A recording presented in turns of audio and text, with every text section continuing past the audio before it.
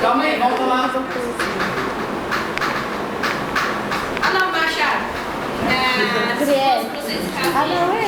A antiga Pomerânia, ela era muito atacada pelos europeus, os italianos, a própria Alemanha, a Polônia.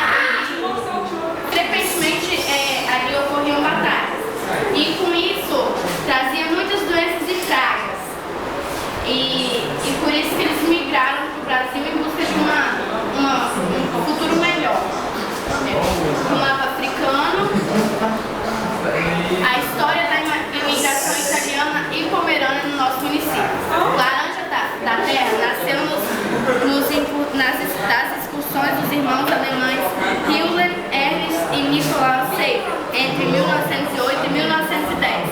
A família Seibel se fixou inicialmente em Santa Leopoldina, junto com outras famílias de imigrantes alemães, mas depois migrou para a Laranja da Terra. Os Seibel atraíram outros imigrantes de descendentes pomerâneos e em 1912 já eram 40 as famílias ali instaladas. A importância de Hiller Seibel é conhecida nos registros históricos da cidade. Ele foi o primeiro professor do lugarejo, manteve o cultivo das tradições dos ancestrais e dos cultos religiosos e viabilizou a formação musical, fundando o coro de trombone. Até hoje, porém, raras pessoas do município falam pomerano, dialeto de alemão originário da Pomerânia. Principais causas da imigração. No princípio do século XIX, ocorreram grandes modificações políticas e econômicas na Europa, terminando as guerras napoleônicas.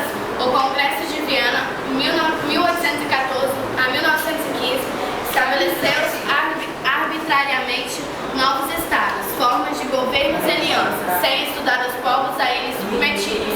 Assim, a Itália se viu dividida em 4 estados soberanos, surgindo em consequência o ideal da unificação. Esta foi obtida apenas em 1870, graças a Vittorio Emanuele II, o primeiro-ministro Calvo e o revolucionário Giuseppe Garibaldi.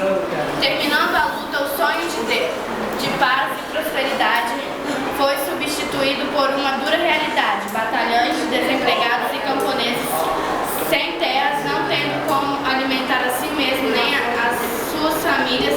A Revolução Industrial, com o advento das máquinas, substituiu o trabalho do homem com muito mais lucro e perfeição.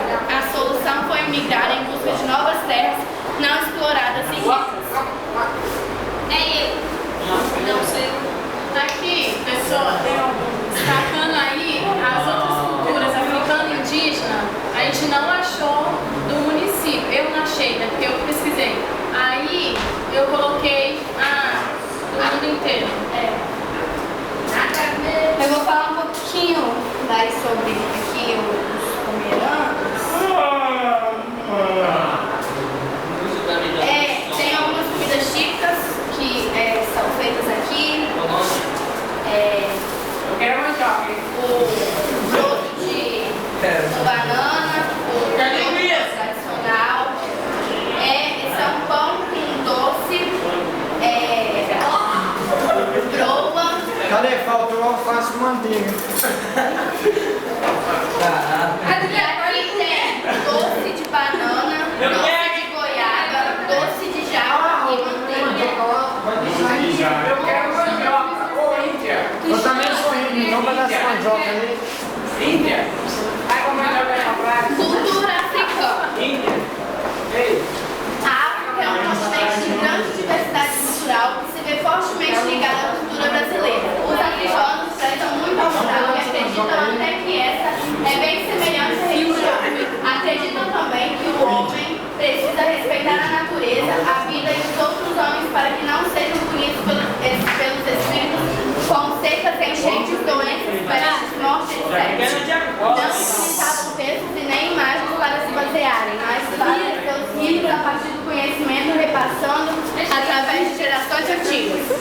Seus ritos são realizados em locais determinados com orações comunitárias, danças e cantos que podem ser divididos em momentos importantes da vida, integração dos seres vivos e para a passagem da vida para a morte. Sua influência na formação do povo brasileiro é vista até os dias atuais, apesar do do primeiro contato africano com os brasileiros não ter sido satisfatório. Estes transmitiram vários costumes como a capoeira, que foi criada logo após a chegada ao Brasil na época da escravidão, como luta defensiva, já que não tinham acesso a armas de fogo. O candomblé, que também marca sua presença no Brasil, principalmente no território baixano, os escravos antigamente eram desplacados. A culinária recebeu grandes novidades africanas, como o leite de coco, óleo de palmeira, azeite e dendê. Aqui a gente está simbolizando uma africana. Aqui está meu filho. Lá na África, os filhos são carregados assim nas costas, quando são alimentados, são tirados e dão leite. Lá se usa muito os estampados até os pés, colares, ceras, é uma coisa indispensável. E uma comida típica de lá é a linguiça picante. Só um pouquinho.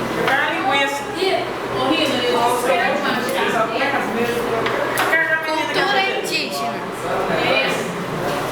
Os índios foram os primeiros habitantes do território brasileiro. São formados por povos diferentes com hábitos, costumes e línguas diferentes. Os Yanomamis falam 4 línguas: o Yanomã, Sanumã, Yanomani e Yanã. Suas habitações são construídas de caibros, encaixados, amarrados com cipó e revestidas de palha. Possuem características seminômades, já que mudam de habitat quando acreditam ser explorados em uma região ao máximo. São caçadores e acreditam em espíritos de animais que, ao serem mortos, tornam protetores e amigos. Os carajás falam apenas uma língua, o macro-gênero. São divididos em carajás, chapaés e xambi-boás. Acreditam na transformação do homem em animais vivientes. Tá muito incomodado comigo? Por quê? Residem nas proximidades do rio Araguaia, pois acreditam que sua criação, rituais de passagem, alimento e alegria são dados por eles.